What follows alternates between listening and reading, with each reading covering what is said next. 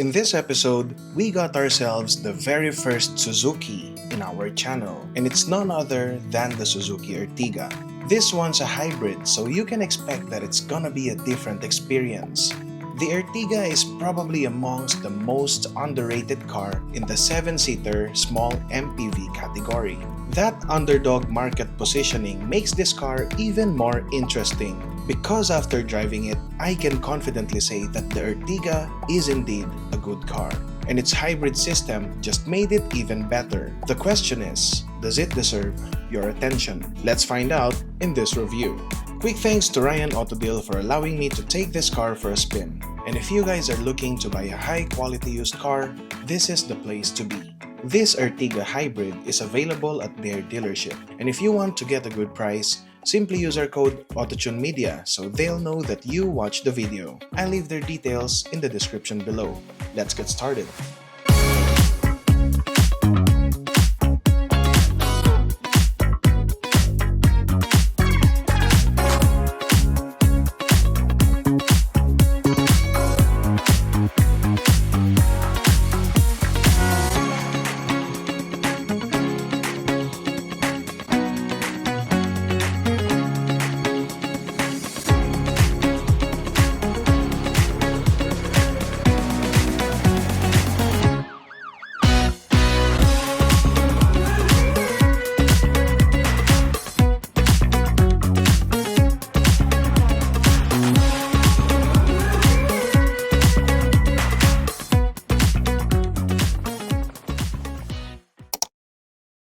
Let's state the obvious. The Ertiga isn't the most handsome looking in its class. It is stocked with these simpler body panels, headlights, taillights, and overall shape. But it isn't bad looking at all. It has its charms too, but it is more of an acquired taste and highly dependent on personal preferences. And we're now looking at the 2025 Suzuki Ertiga Hybrid. And what you'll immediately notice when you look at this car is that it follows the similar Suzuki fashion, which is conservative design. And as you can see, there are no flares, there are no unusual features in the exterior of this car, and it looks like a car. And I think that's the point of Suzuki vehicles. They remain simple, kind of timeless because, simple designs tend to last longer in terms of, relevance in styling nowadays. At the front, you have this chrome grille, just a very small grille. You have a projector headlight, halogen lights over there, and then you also have your signal lights and you have your fog lamp. And now we look at the Suzuki Ertiga from the side, and this being a 7-seater, you will see that it is longer and it is taller, and the height of the Suzuki Ertiga extends from the front all the way to the rear. And I think that's also perhaps the reason why the handling of the Ertiga feels a bit heavy on the tail because of the seats that are located here and because of its taller stance at the back. I actually like the side profile. I like this very minimal cut in this body. It kinda adds accent to the car. And by the way, this Suzuki Ertiga comes with a keyless entry, so you only have to press this one as long as the keys are in your pocket. So this Ertiga comes with 185/65 R15 highway terrain tires, and only the front wheels of the Ertiga come with disc brakes. The rear wheels of this car come with drum brakes. I actually like the design of the Ertiga from the front, from the side, and from the back. However, these taillights kind of reminds me of the taillights of the Honda CR-V. They share the same form and profile, but nevertheless, they look good in this car. And I think the only thing that's missing in this car to make it look more handsome is a spoiler over here. Because when you notice that it has no spoiler, you can never unsee it. This car needs a spoiler over here. You have your hybrid badge in here, your Suzuki badge, and your Ertiga badge. You also have sensors here and here. And I also like this design of the bumper. So normally in cars, these accents or these additional shapes here are only, stuck with a stock bumper, but this one, it comes as a whole bumper. And there you have it. That's the exterior of the Suzuki Ertiga. Now let's step inside this car to see its interior.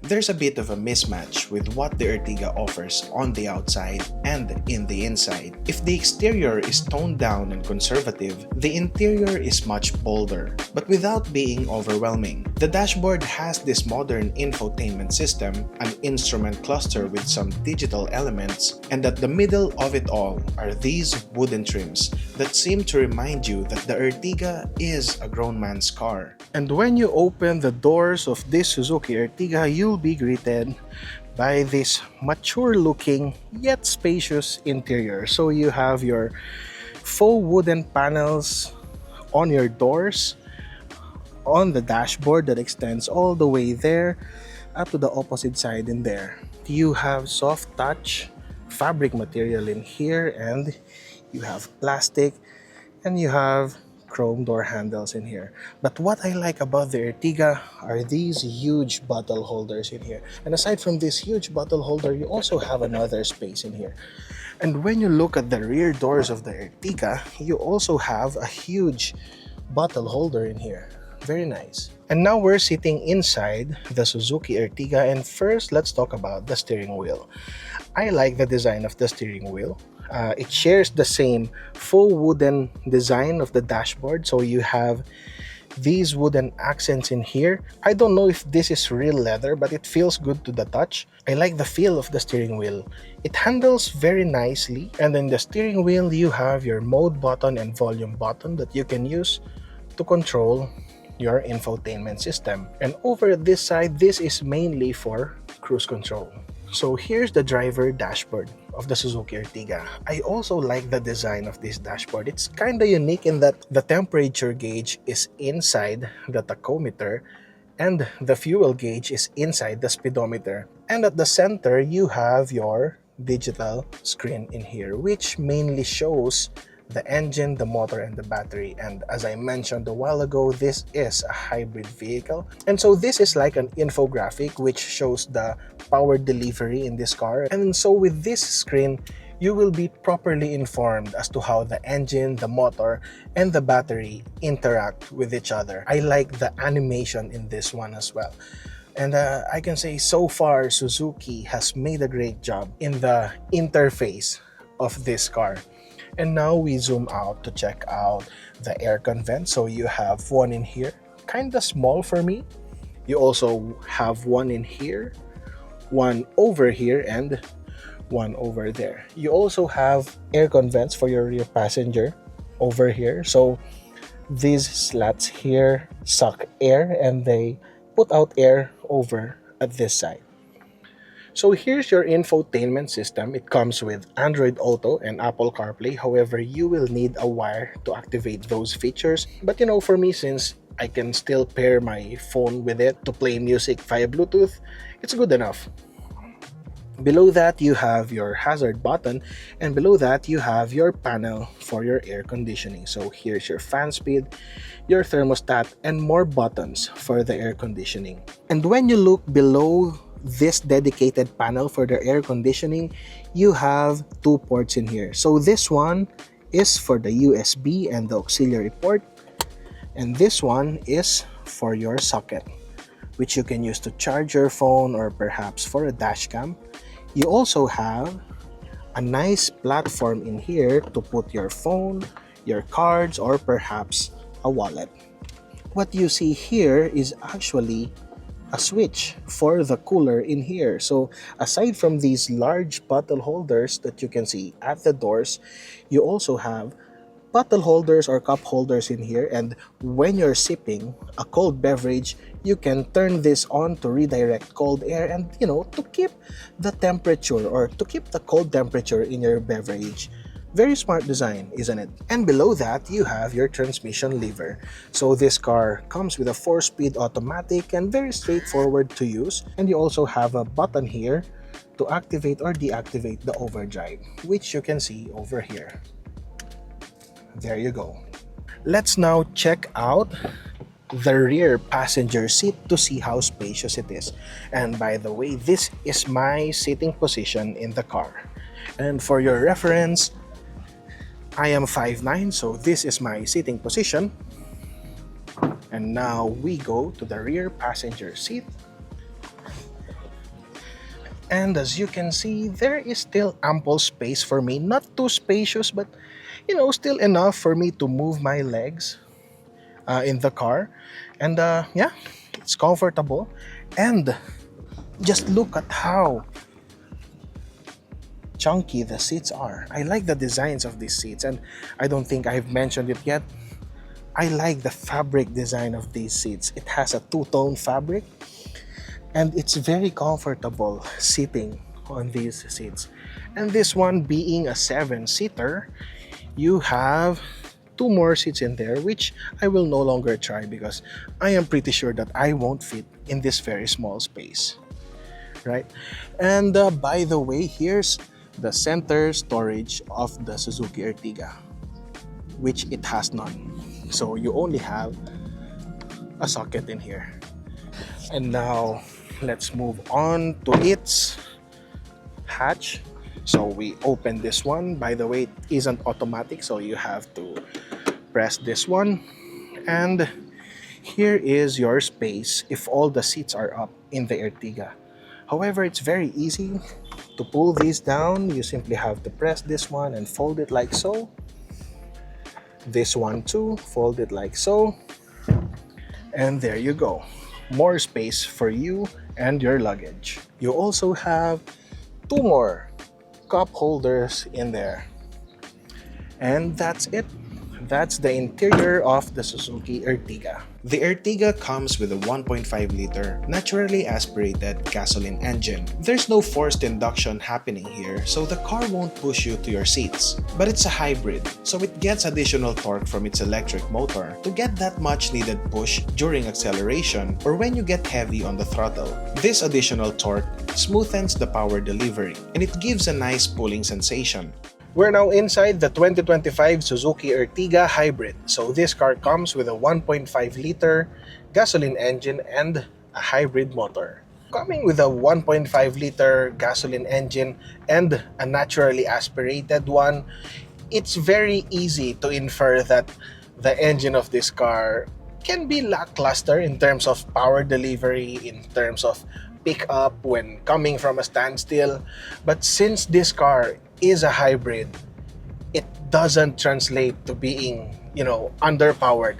Far from being underpowered. I actually like the power delivery of this car. And the setup of the hybrid system in this car contributes a lot to the driving experience of this. The way that the hybrid system in this car works is that when you're coming from a standstill all the way to 4,000 RPM, the hybrid motor supports the acceleration of the car. When you go above 4,000 RPM, the car will be running on its engine entirely. And you will actually know when the engine and the electric motors are working together because you have a nice display in here with arrows. And now the car runs only using the engine, because we are driving slow right now. When we try to press the gas pedal and we try to accelerate at a faster pace, you will see that the electric motor supports the acceleration of the engine.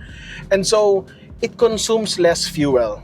And so I think that's the main point of this car being a hybrid, is to significantly reduce the fuel consumption. So this one isn't a plug-in hybrid, and so the batteries of the electric motor only gets recharged when you decelerate or when you depress the gas pedal. The engine or the deceleration of the car transfers energy into the battery. With that out of the way, knowing that the engine and the electric motor are working together under certain circumstances, such as when you're accelerating, that translates to more sensation of power from the 1.5-liter engine. And so even though this one doesn't come with a turbocharger, it feels like there is forced induction happening. It feels like acceleration is more abrupt and the car doesn't have a hard time getting to higher speeds.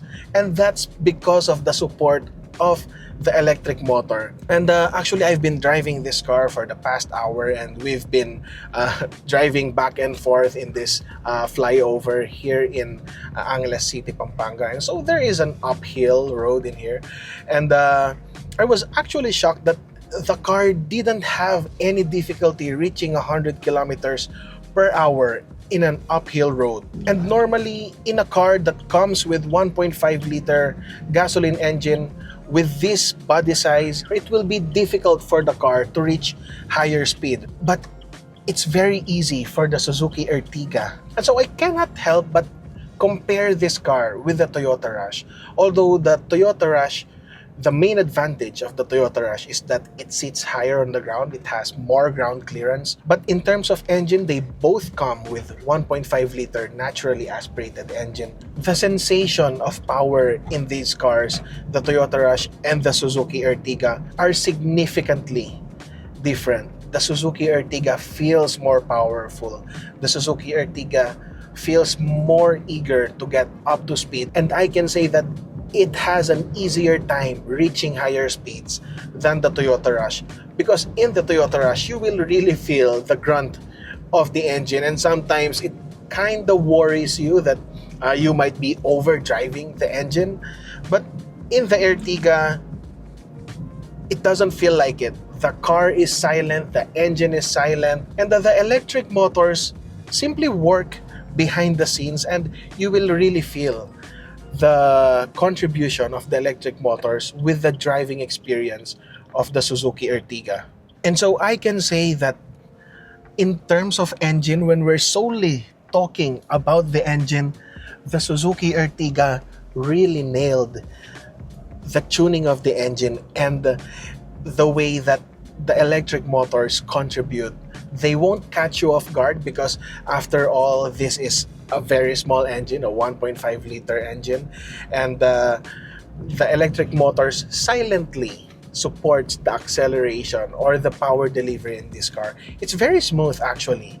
Normally, a 4-speed automatic is not something you should be excited about, but the 4-speed in this Ertiga breaks the stereotype. Not that it shifts at lightning speed, but because of its smoothness. In my experience with the Ertiga, under normal driving, I didn't even feel the car switching gears. And you know what's really impressive about this? It's the gear ratio. At higher speeds, the Ertiga's engine is more relaxed, and that's all because of the overdrive gear. And now let's talk about the transmission of the Suzuki Ertiga. So this car comes with a 4-speed automatic transmission with overdrive.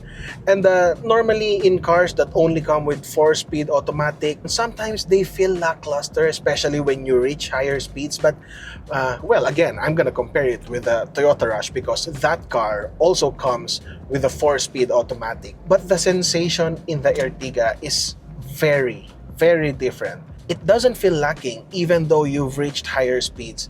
It has good power delivery, it has good acceleration, and the shifting in this car is actually smooth.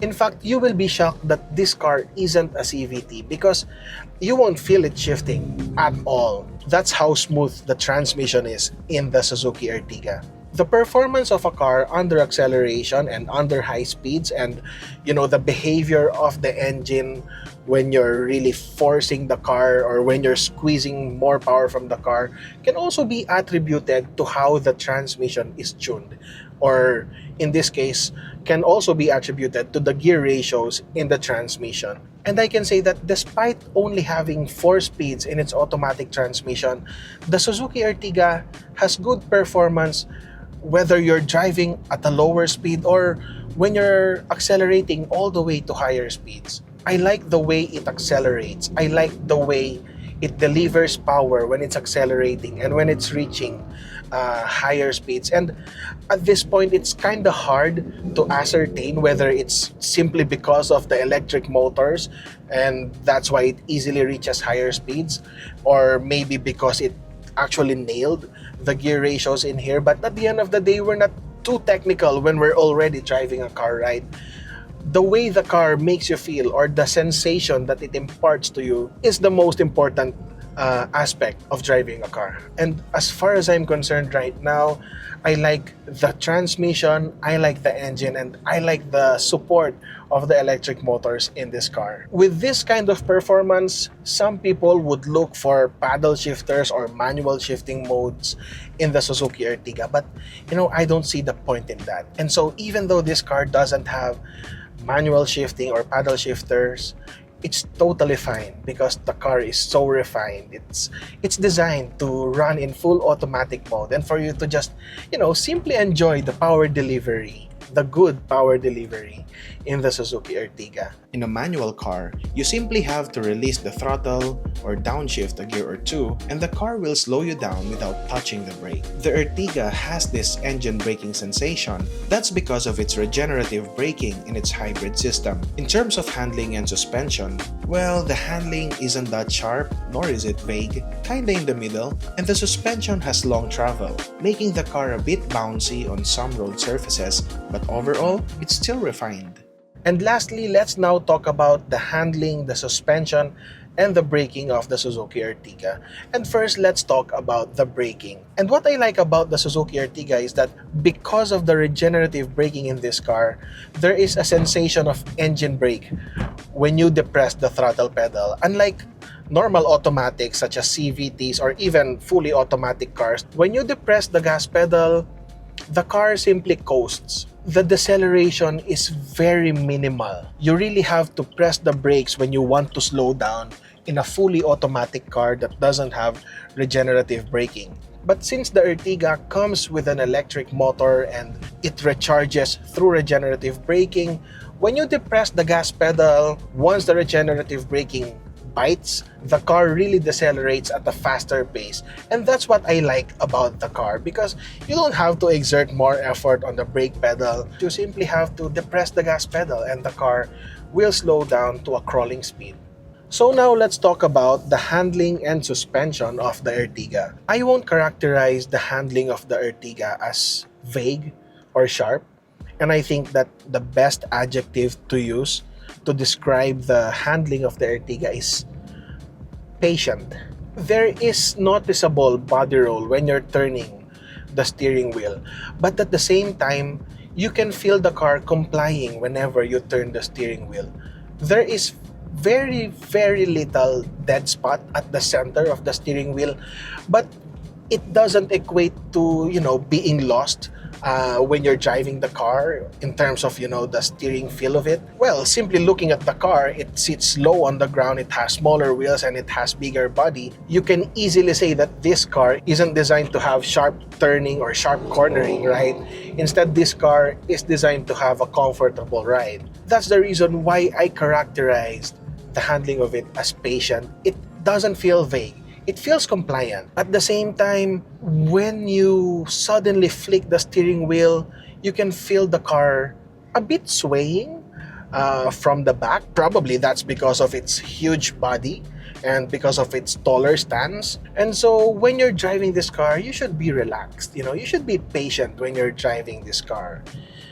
The steering wheel is actually very light.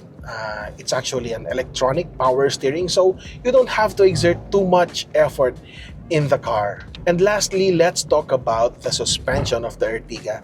I actually like the suspension of the Ertiga. It feels planted on the ground. It feels very steady when you're driving it, whether you're driving it at a lower speed or at a higher speed. But as I mentioned a while ago, there is noticeable body rolls in the car, and that means that there is longer travel in the suspension of the Ertiga.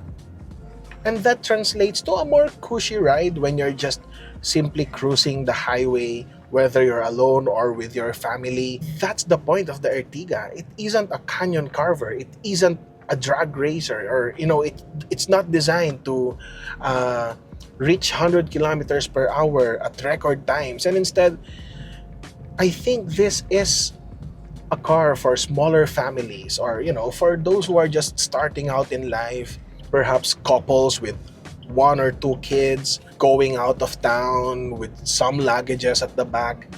And when you look at the Ertiga, at that point, you will get the point of the suspension. And if there's one thing that could have been improved about the Ertiga, is also in terms of suspension. I noticed that road imperfections are noticeable when you're driving the Ertiga. In fact, sometimes there are noticeable vibrations on the dashboard. But it's not unsettling. So for me, that's acceptable. And I think that will improve when you have more people in the car. But when you're driving on asphalt road, just like where we're driving right now, the car is very refined in terms of suspension, in terms of handling, and in terms of braking. And so to sum it all up, what can I say about the Ertiga? I usually see Ertigas on the road and I don't bat an eye about them. But sometimes I can't help but notice that why are there so many Ertigas on the Philippine roads? And now I think I kind of get it.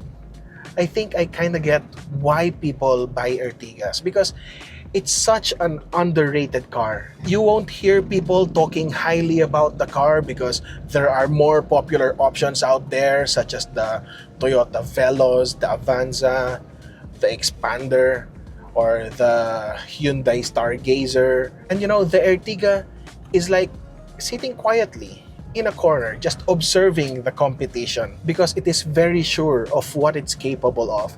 And now I understand why Ertigas are quietly popular in the Philippines, because Suzuki has made such a refined car in the Ertiga, and I'm actually impressed by it. And so if you're looking for a car that you can use in the city or across provinces that has enough oomph to give you some enjoyment out of your driving, I highly suggest the Suzuki Ertiga.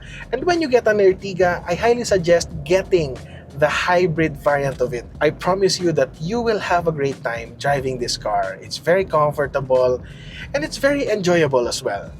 Aside from being the first Suzuki in AutoTune Media, this is also my first time to drive a Suzuki car. And honestly, I had very low expectations before I started this review. Not that I was underestimating Suzuki, but because I knew where it positions itself in the market. And so I expected to feel neutral about the Ertiga. As it turned out, all my expectations were wrong. The Ertiga Hybrid is an awesome car for the right person. I might not be that person because I want my ride to be more dynamic, whereas the Ertiga is more relaxed. But I can confidently recommend this car to someone who's looking for a small 7-seater MPV, and I'd be glad to explain how its hybrid system impressed me.